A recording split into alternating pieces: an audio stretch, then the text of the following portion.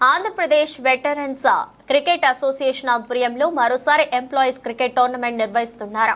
Andhra Pradesh veterans cricket association అధ్యక్షుడు మచ్చ రామలింగారెడ్డి ఆధ్వర్యంలో అనంతపురం జిల్లాలోని ఉద్యోగులకు క్రికెట్ పోటీలు నిర్వహించనున్నారు. ఈ పోటీలకు సంబంధించిన లోగోను ఇవాళ డిఆర్ఓ మలోలా ఆవిష్కరించారు.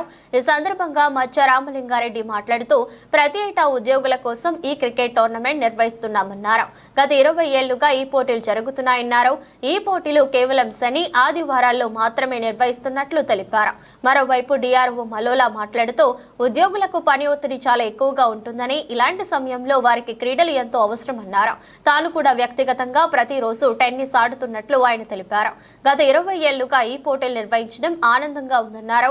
ఈ సందర్భంగా మచ్చ రామలింగారెడ్డి మలోలా అభినందించారు.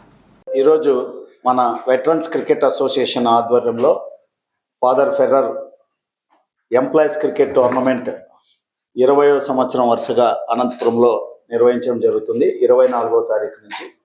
ఈరోజు మన ఆహ్వానాన్ని మన్నించి పెద్దలు మన అనంతపురం డిఆర్ఓ గారు మలోలా సార్ చేతుల మీదుగా మన లోగోని ఆవిష్కరణ చేయడం జరిగింది.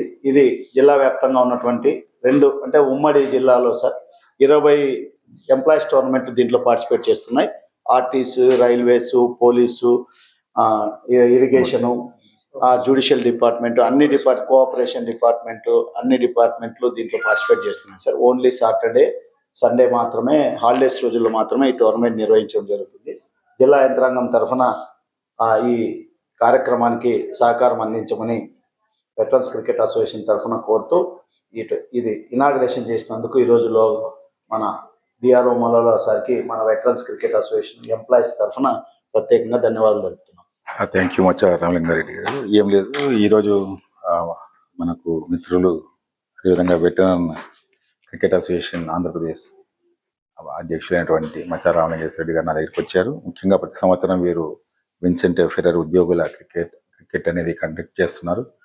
నేను కూడా ప్రీవియస్గా ఆర్డీఓగా ఉన్నప్పుడు కూడా చూడడం జరిగింది.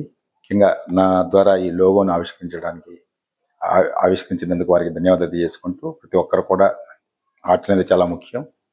మనము ఇటీవల 2021 ప్రాంతంలో కోవిడ్ రావడం జరిగింది. ఫిట్టెస్ట్ మాత్రమే సర్వైవ్ అవుతారు అనే దానికి అది నిదర్శనం.